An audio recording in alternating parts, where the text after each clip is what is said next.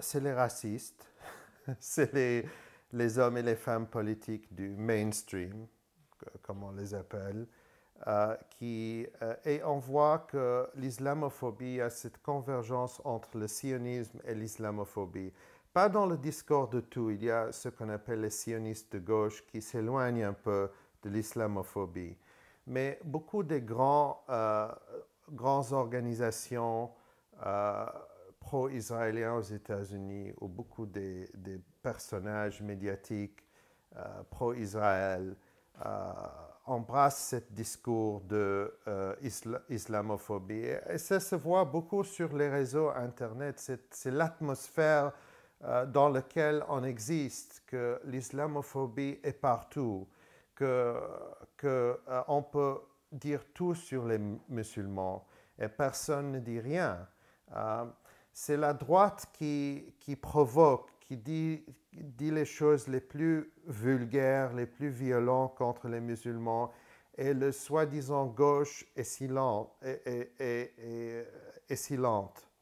Alors, on voit que le discours euh, est toujours à droite, de plus en plus à droite, parce qu'il n'y a pas d'opposition des libéraux, des soi-disant gauchistes aux États-Unis. Les démocrates sont silents en face de l'islamophobie. Euh, euh, Obama n'en parle guère de l'islamophobie. D'ailleurs, c'est lui qui envoie les drones pour tuer les musulmans dans plusieurs pays. Mais on a vu qu'il y a dans les 6 années passées une croissance effrayante de racisme ouvert aux États-Unis, que les choses qu'on ne pouvait pas dire avant en public, on le dit maintenant normalement, et ça a fini dernièrement par le massacre terroriste à Charleston.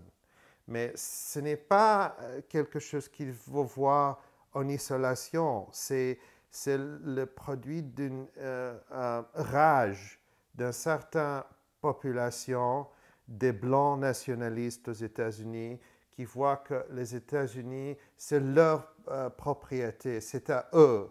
Et ce n'est pas aux immigrés, ce n'est pas aux Noirs, ce n'est pas aux musulmans, c'est les soi-disant vrais Américains, c'est eux. Et qu'il faut combattre et lutter pour protéger cette vraie Amérique. Alors c'est ce discours qui est très très dangereux et qui monte. On voit ça monte et on ne voit aucune très grande opposition des hommes et des femmes politiques euh, du Parti démocrate, par exemple. Oui, il y a, bien sûr, il y a la droite américaine, par exemple le Parti républicain, maintenant les candidats pour les présidentielles de 2016, ils font on appelle ça des beauty contests, les concours de beauté devant les grands donateurs, les gens qui vont financer les campagnes. Et il y a par exemple, le milliardaire Sheldon Adelson, un grand milliardaire qui donne des millions de dollars à ses candidats préférés. C'est lui et des autres qui font le choix primaire. C'est même pas les électeurs. Les électeurs ont un rôle formel. C'est les milliardaires qui choisissent en avant. Et Sheldon Adelson est un des plus grands donateurs, contributeurs aux campagnes de Benjamin Netanyahu. Alors on voit des liens très, très explicites. Euh, de l'autre côté, Hillary Clinton, qui on attend, elle va être peut-être la candidate des démocrates. L'autre jour, elle a écrit une lettre promettant de lutter contre le BDS, le boycott, divestissement et sanctions sur Israël. Elle a écrit cette lettre et ça a été publié. un milliardaire israélo-américain pour lui dire que ne vous inquiétez pas, je suis de votre côté, je vais lutter pour Israël. Alors on voit qu'il y a, et je veux être clair que ce n'est pas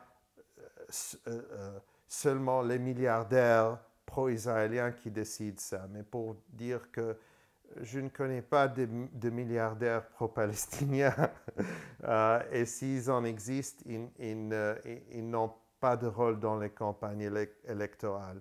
Il y a aussi une tendance chrétien extrémiste aux États-Unis qui a un très grand rôle dans les campagnes politiques et qui est aussi sioniste pour des raisons nationalistes et des raisons théologiques et qui voit Israël comme modèle pour les États-Unis et qui en parle d'Israël comme modèle. Par exemple, il y a des représentants républicains à Texas qui disent qu'il faut qu'Israël a la bonne idée de construire le mur en Cisjordanie, on devrait faire la même chose. Et bien sûr, c'est Obama qui dispose.